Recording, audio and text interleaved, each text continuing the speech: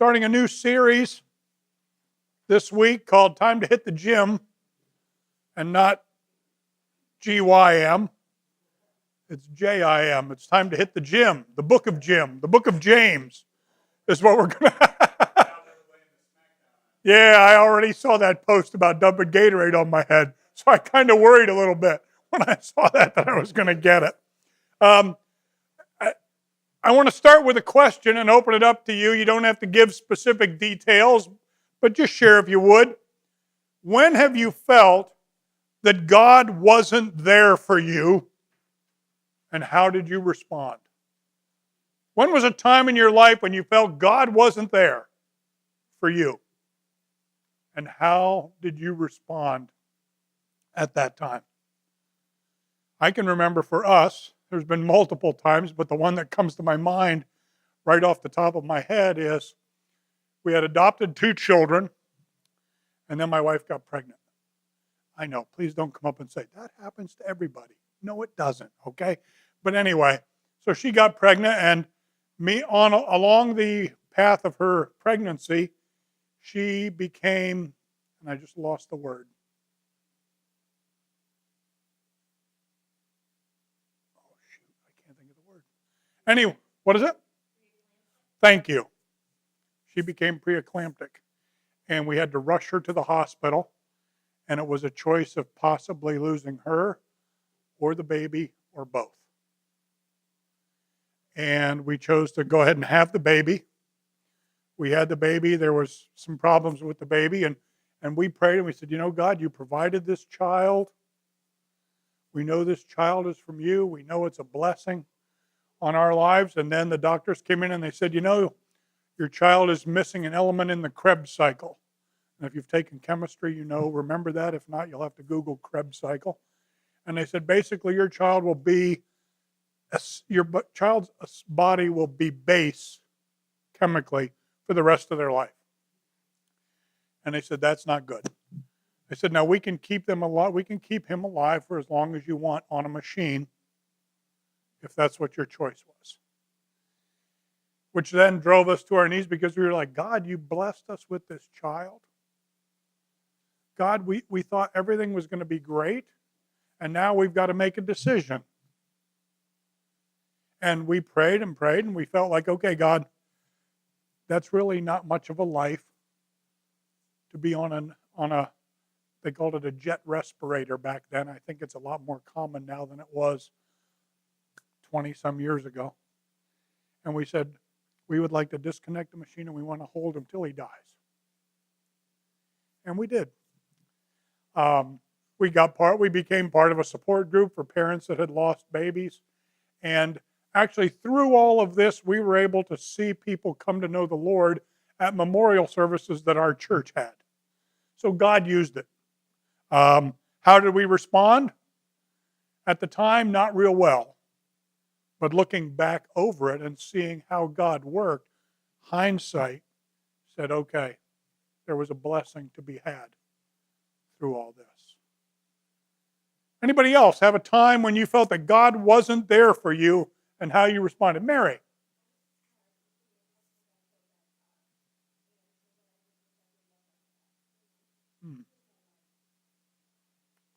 Thank you for sharing that. I appreciate that. I don't know if you didn't hear it.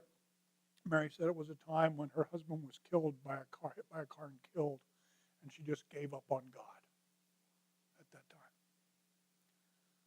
Somebody else, a time when you felt God wasn't there for you? Yeah, Greg. Okay.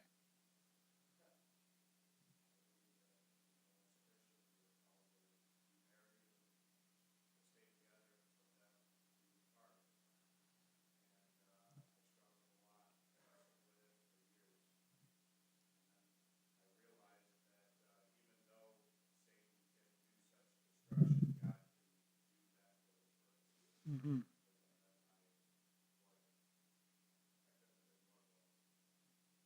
Thanks for sharing that. Thank you. Yeah, go ahead.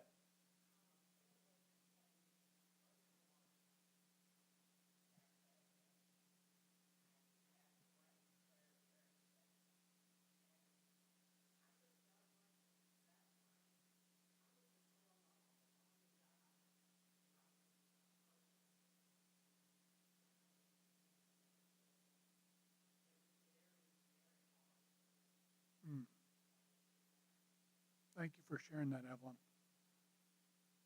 Well, I think it's safe to say we've probably all had times in our life where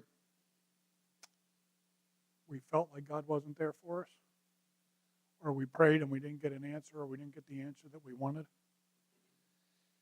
And like I said, we're starting a new series called Hit the Gym, where we're going to look at the book of James. It's one of my favorite books, not just because it's James, but it's very practical. It's very direct in teaching us how to live our life. James was the brother of Jesus, which meant he just didn't hear the sermons. He saw the sermons lived out. He saw Jesus live his life out. And you can feel in this book as you read through it that it's written by someone who saw someone living out what they believed, of what they taught. And there are a lot of questions we're going to cover, questions like how do you deal with anger? Or how do you deal with a relational mess? Or how do you find healing or hope in a difficult situation?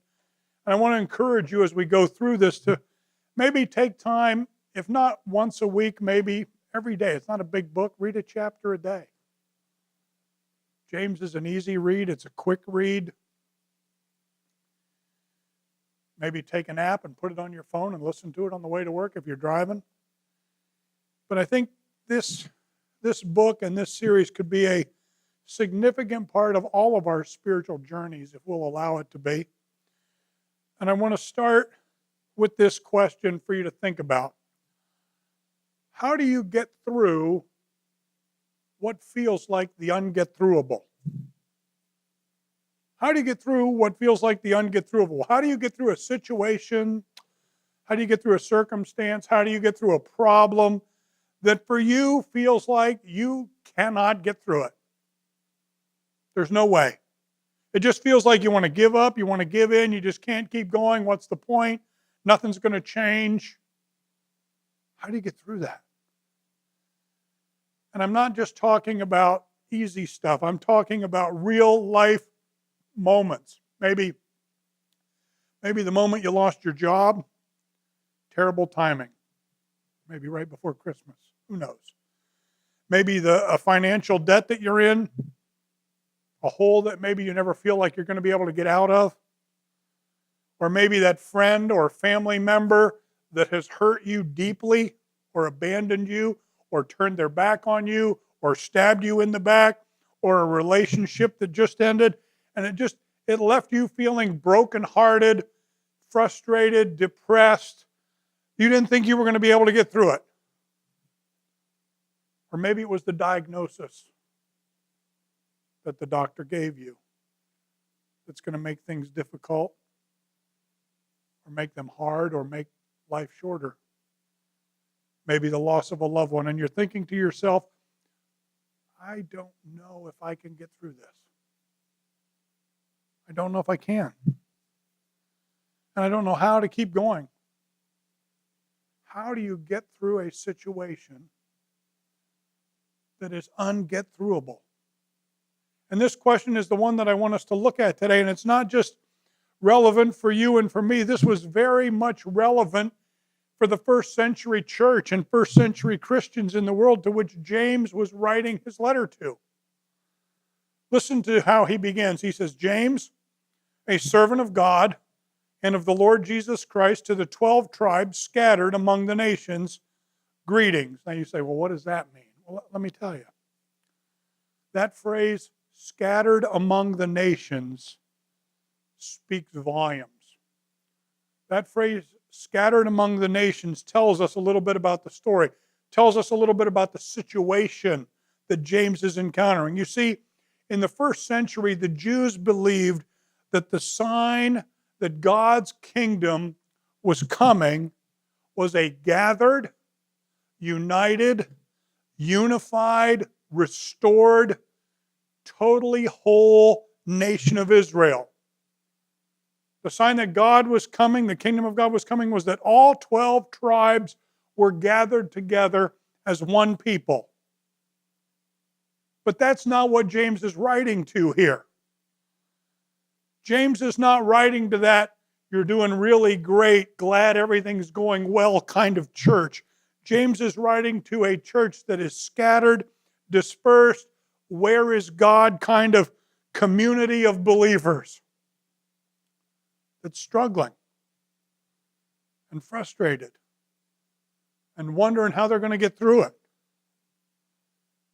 He says, consider it pure joy, my brothers and sisters, whenever you face trials of many kinds.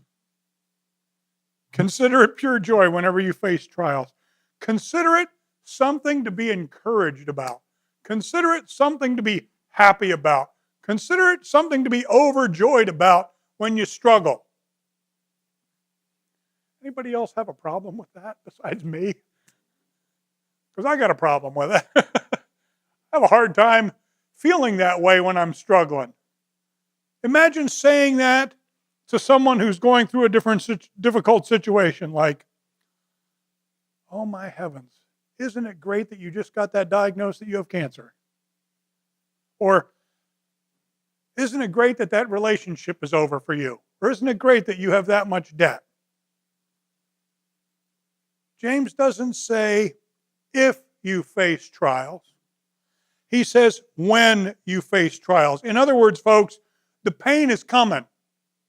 Whether you like it or not, whether you want to believe it or not, whether you want to fight it or not, it's coming, whether you like it or not. There's no self-help secret recipe.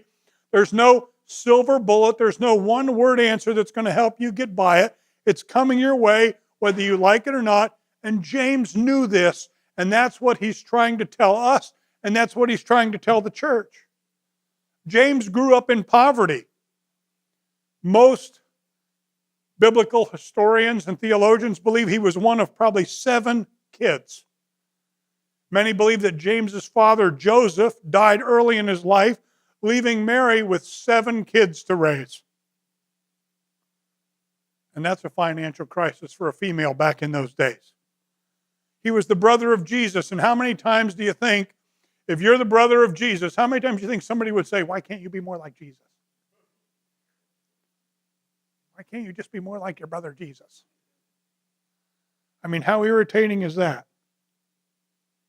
Yeah, James, this book's starting off really good. Consider it joy when you have trouble. I'm really excited. I want to keep reading this book. Trials are coming. Get excited. I mean, you obviously didn't consult with somebody when you wrote this book, because all they would have had to do is read the first couple of sentences and they'd have said, James, this ain't going to work. You're not going to grab people's attention with consider it joy when you have struggles come your way. You need to change the beginning of that book. And what is James doing here? There's a really important word we often miss right there at the very beginning when we look at this passage, and it's the word consider. He said, just consider this. I have a thought for you. I have an idea for you. I have a suggestion for you. In other words, I have a new frame of reference. I have a new kind of framework that I want you to think about when you encounter a trial. I have a new way I want you to look at things and think when you encounter a struggle or a problem. Don't just go to how you feel about it, but what do you really think about it? How do you interpret the struggle that you're going through? Why? Because of this. Because what you believe about your problems and struggles and trials and adversities will determine how you respond to those struggles and trials and adversities. And I just want to kind of stay here for a little while this morning so we can understand exactly what James is doing. Now, one of the classes I took when I was in college was called philosophy. And there was a cognitive psychology, named Albert Ellis. I don't necessarily care for his method, but Albert Ellis came up with a model that he called the ABC model, which is how we respond to challenges or adversities and how we go through them.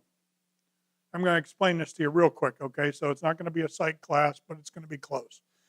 He said, first of all, letter A, is there's an activating event. It's a situation, it's a struggle, it's a trial, it's a problem that comes your way. That's the A, activating event. Then there's B, the belief. What do you believe about that event? How do you interpret that event? What do you make of that event? And then there's C, consequences. Based on that belief, you make a choice, you make a decision, you take action. A, B, and C. And what James is saying today is whenever you face a difficulty, whenever you face a trial, whenever you face a struggle, whenever you face a hardship, I want you to consider not just the negative where your mind goes with the frustration or the doubt or the depression, but consider this. Consider that maybe, just maybe, there's a different way to look at it. There's a different way to understand it. That there may be something else that you can believe about that struggle or that problem or that trial that will give you hope. Some other way you can think about it that will lead to different choices, different consequences, give you hope. Now, this raises a question for people. The question is this: does this mean we're supposed to enjoy problems and trials and struggles? I don't know anybody that does that. I don't know anybody that enjoys problems and trials and struggles. I mean, does it mean that God wants us to go through these problems and trials and struggles? I don't necessarily think so, and I don't think that's what James is saying. The Bible doesn't teach that God wants people to suffer.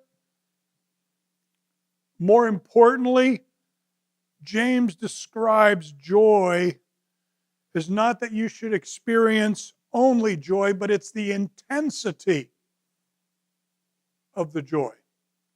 In other words, you could be experiencing excruciating pain or troubles or struggles or frustrations and still have joy. That's what James is talking about here this morning. At the heart of it all, he is inviting us to see our trials and our struggles and our problems in a different way than maybe we've ever looked at them before. And I want us to walk through 4 different ways he kind of invites us to frame and understand the struggles that we encounter not on a regular basis, but that we encounter that are very hard. The first one is this: trials can and do reveal your true character. Trials reveal your true character. Consider it joy when you go through a struggle, because that struggle will reveal your true character. In fact, the word James uses for trial in Greek is pierosimos, and it literally means a situation, a struggle, an adversity that will reveal one's true character. It's almost like when you take a stress test at the hospital that shows you the condition of your heart. When you come through a trial, it shows who you are as your character. This happens to us a lot of time when we face adversity and we discover something about ourselves that maybe we're not too comfortable with. You get stuck in traffic, and pretty soon you start saying things to drivers that are ahead of you that you would never say to their face, but you'll say it in the car. Or someone gossips about you behind your back, and then all of a sudden you find yourself gossiping about them behind their back, and you find out, wow, I guess I'm a little more vengeful than I thought I was. Or you don't get the promotion you wanted or the grade you wanted. You go and you blame the teacher or you blame the boss as if you're living in a world that you think actually centers all around you. Maybe you didn't get the raise you thought you deserved. And then as a result of that, your response is, well, then I'm not going to give as much. I thought I was going to get more, I could give, but now I'm just going to keep a little bit more because of what I need. And all of a sudden you discover, hey, there's a little bit of greed in the picture, some envy in the picture, that there's things going on in your heart that you're not really happy with. And you see, the challenges of life that you and I face on a regular basis don't just test us, they reveal us. I know it's true for me at times. I find something happens that it's a struggle or a trial for me, and all of a sudden I find things going on in my heart that I'm not comfortable with. And I need to sit down with God and say, God, I don't know where this is coming from, but it ain't right. Sometimes our trials reveal that we have an anger problem. Sometimes our trials reveal that we have a resentment problem. Sometimes our trials reveal that we are motivated by greed or envy. Sometimes our trials reveal that we think the world revolves around us. And see, all too often we discover the truths about ourselves that we'd rather not accept when we're going through a struggle. I love how the philosopher Paul Tillich says, suffering takes people beneath the busyness of life and reminds them they are not who they thought they were. How true is that? Think about it. James is saying, I want you to consider it an occasion for joy, if for nothing else, that you discover a truth about yourself that you may or may not want to admit, and stop pretending to believe that you're something that you really aren't.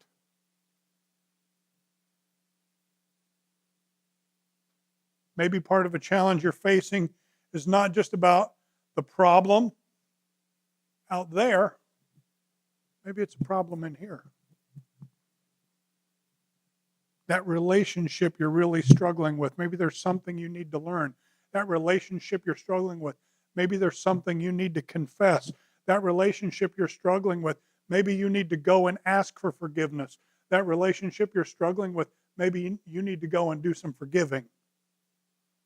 Struggle in your career, struggle with money, struggle with where your life is going.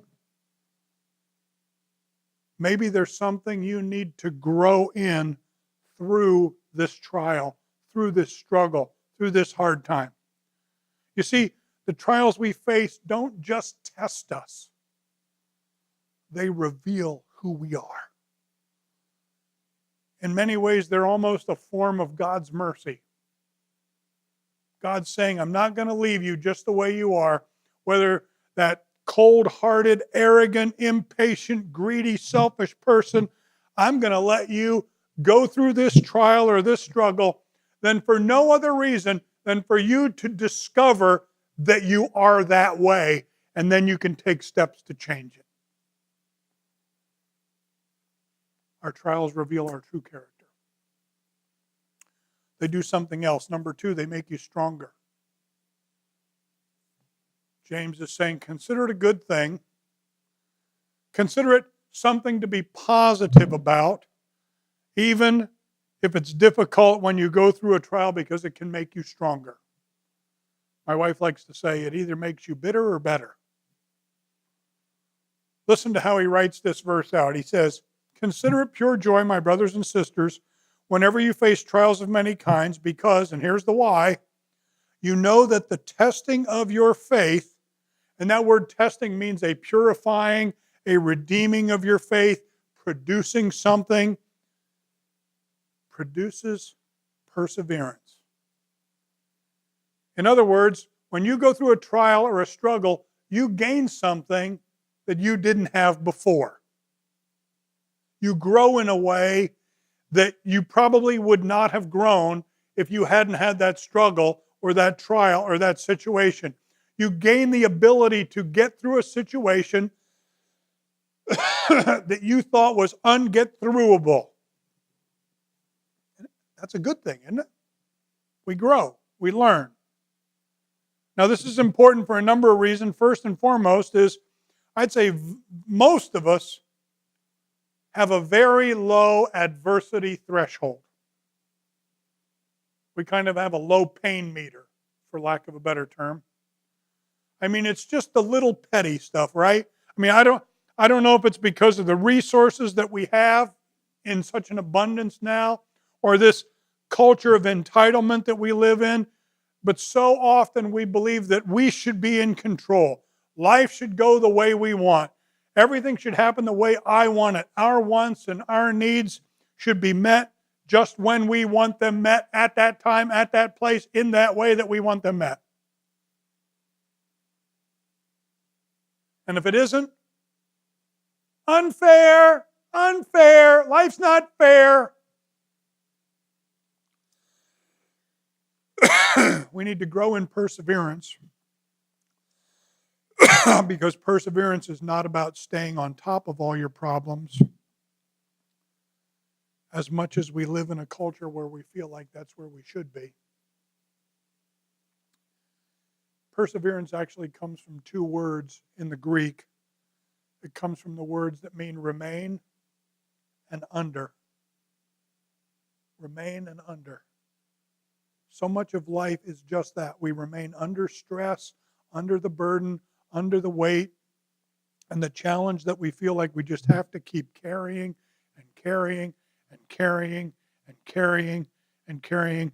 And sometimes the best picture of faith is just hanging in there. That cat hanging by the end of the rope, just hang in there. I have a good friend who not too long ago went through a very difficult end to a relationship. And it was very difficult to talk with him, to hear everything that he was going through and the pain that was so great because it was a relationship that had went for quite a long time and it was ending. And it's because the outcome didn't match what the original goal was. And I remember all the prayers that we did together, all the talking we did together, all the sharing we did together. He told me about how he tried to honor the relationship, how he was honest and faithful. And then he talked about all the things that he would do differently, and yet the relationship didn't work. And he said something to me that I'll never forget. He said this, Jim, I did everything right. And what do I have to show for it? He said, I did everything right. I mean, have you ever asked that question? I did everything right. I was faithful. I went to church. I prayed. I gave. I was doing all the right stuff. And now what do I have? What was so interesting as we went through this process together was he couldn't see, but I could see. He had become a different person going through all this. He had become more humble. He had become more thoughtful, more introspective. He had become a stronger person. He had taken his commitment in thought life more seriously. He was more truthful. He was more patient. He was more humble. The problem was that the hurt and the pain was so deep that he couldn't see it. And see, these are those moments where so many of us want to give up. These are these moments when so many of us just want to throw in the towel and say, God, if you don't get in here and change my circumstances, God, if you don't come in here and answer that prayer, God, if you don't get in here and take care of this problem, to me it's a sign you don't care. And here's the thing. God is more concerned with your character than your circumstances. Can I tell you that again? God's more concerned about your character than he is your circumstances, which is why God may allow us to struggle, may allow us to have difficulties, even may allow us to fail, with the outcome being that your character is built. It's not a sign that he doesn't care. In a mysterious way, and maybe in a strange way, it's a sign that he does care. It's a sign that he cares more than you can even begin to imagine, that he allows things to happen so that we can persevere, so that we can grow, so that we can get stronger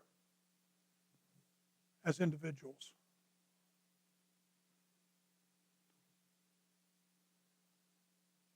Let me stop here and ask a question.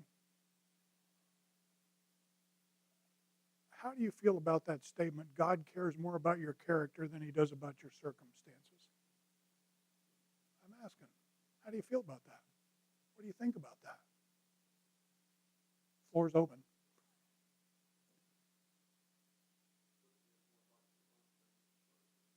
Okay, Danny.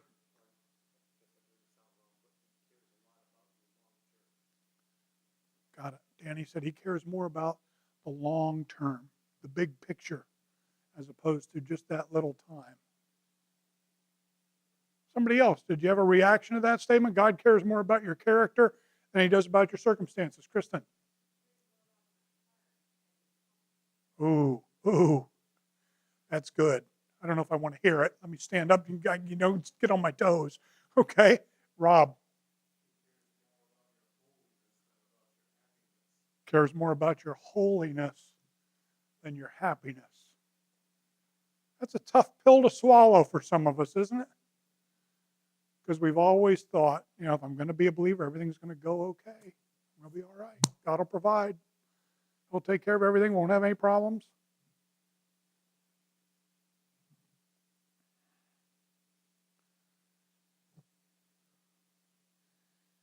I find it interesting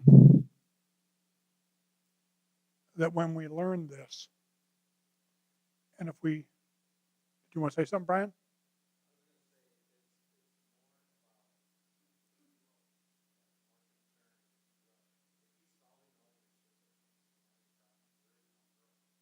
Good point.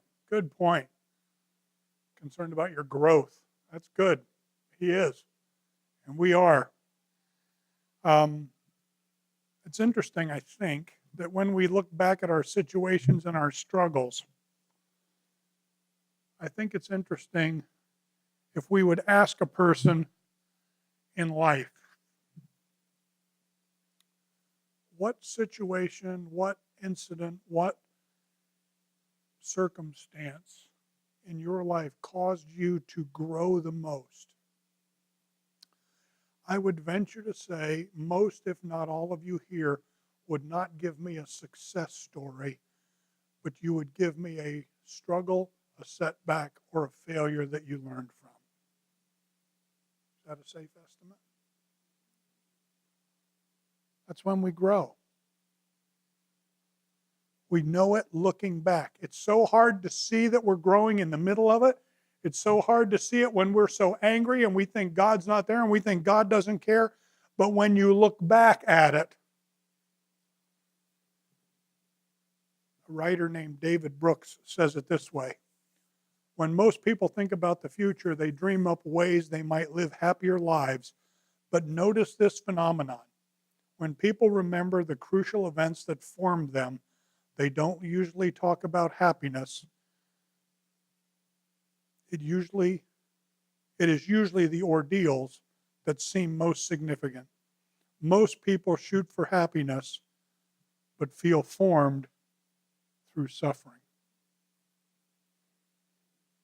We aim for happiness, but we grow when we face challenges. We grow when we face trials. We go when we face tough circumstances. And James is saying, consider it a joyful thing, a good thing in your life when you have a struggle or a trial. Consider it a good thing because God isn't done with you yet. That God still has a work to do in you, that you can get stronger, that you can become more Christ-like. And trials reveal you, they grow you, they also do something else that's very important. They help you draw closer to Jesus. If for no other reason, Consider it a good thing that when you go through a trial, you get closer to Jesus.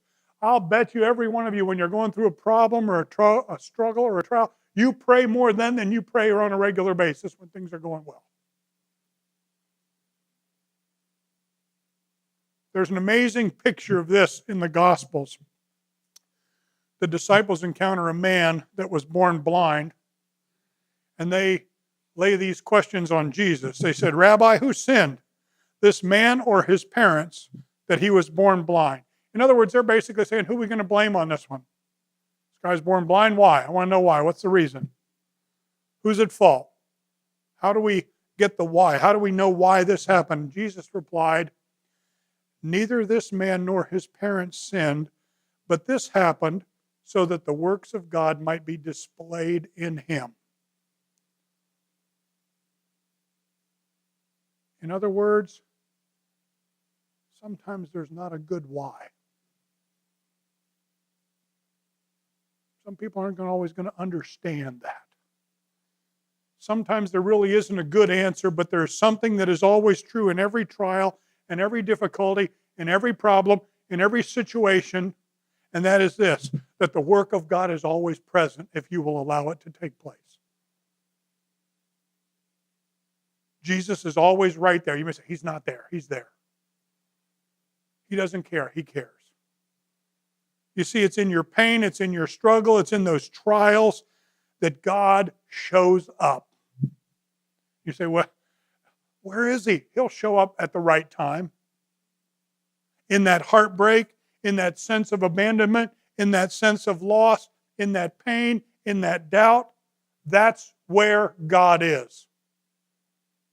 See, our trials have this power to draw us closer to Jesus, the person who we need the most, whose presence we need the most, at the times we need it the most. You see, I can't stand up here and tell you why a 25-year-old is diagnosed with brain cancer, or about a tragic death in some other way, or about a woman having a miscarriage, or why people struggle with pain, or why people struggle with loss or heartbreak. But I can tell you this, your pain is not where God is absent. Your pain is where God is present.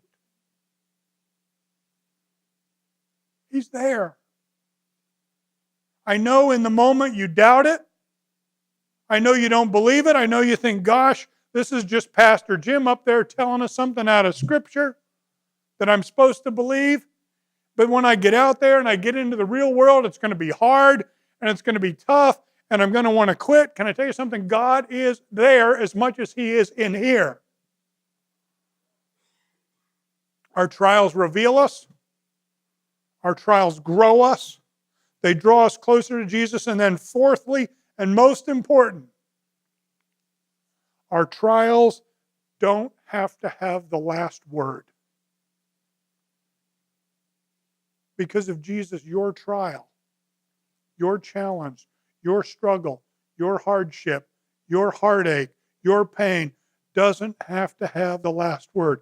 Whatever it is, no matter how long you've carried it, no matter how secret it is, no matter you haven't told anybody, there is a finish line. Look at how James frames it. He says this, "Consider it pure joy, my brothers and sisters, whenever you face trials of many kinds, because you know that the testing of your faith produces perseverance. Let perseverance finish its work so that you may be mature and complete, not lacking anything." Wow. Something deeper is going on in your life during those times. Notice, James doesn't describe the finish line in terms of your circumstances. James doesn't say one day your marriage will be perfect. James doesn't say one day your job will be perfect. James doesn't say one day your kids will be perfect. He says one day you will be perfect, whole, complete, mature, not lacking anything. Something more important is going on in that struggle. Something more important is going on in that trial, in that problem, in that circumstance, in that challenge. You are at stake. Your heart is at stake. Your eternity is at stake. Dallas Willard says it this way: the main thing God gets out of your life is not the achievements you accomplish, it's the person that you become. You see, at the end of the day, that's what this challenge that you're facing is really all about. It's about you. It's about who you are. It's about your heart. It's about your life.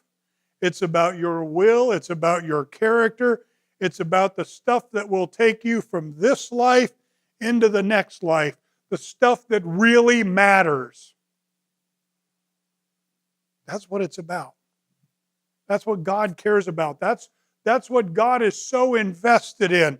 That's what He is at work at right now, which means sometimes we go through struggles. Sometimes we have problems. Sometimes we have trials. Sometimes we have testings.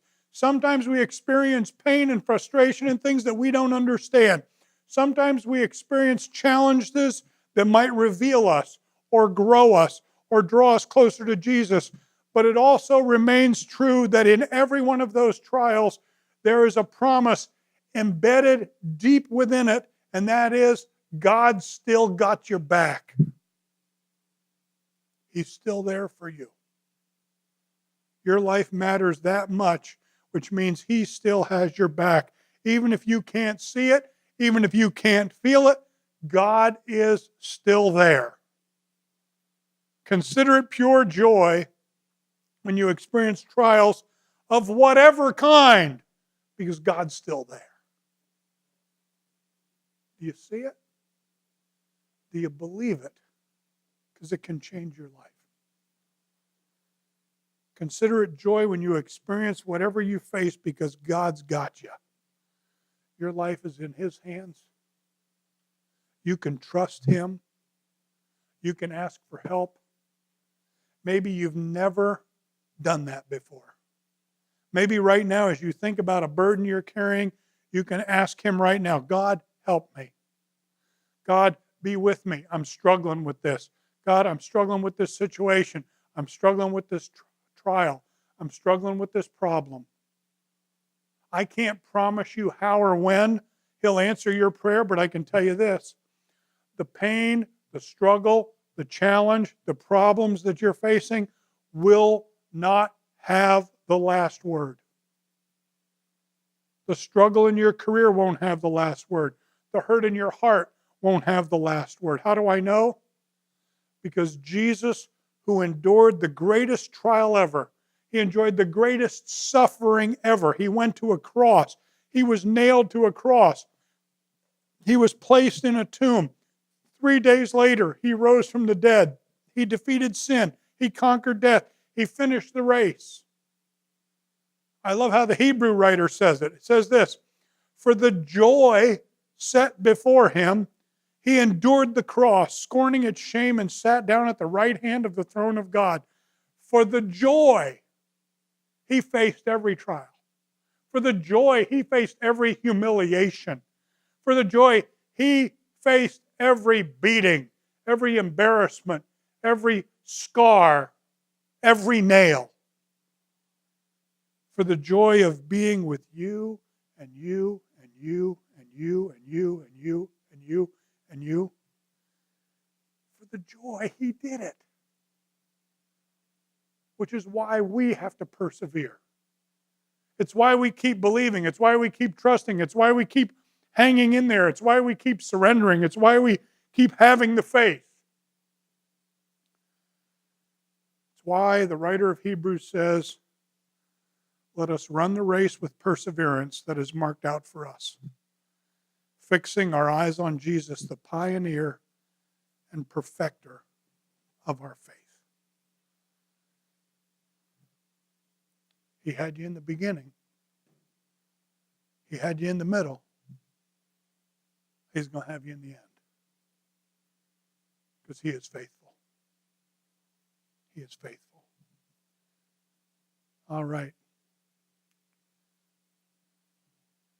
Small group table time. Join a table. Maybe you want to share something you're struggling with and have people pray with you. That's up to you. Maybe you just have a special request. Maybe you just want to thank God for something. Maybe you need to ask Him for something. That's up to you. You don't have to pray out loud. I go over this all the time. If you want to pray, you pray. If not, just sit at your table and listen to everyone else's prayers. But if you would, get into a table, if you're in a small table of 1, 2, or 3, combine together. Make it a full table.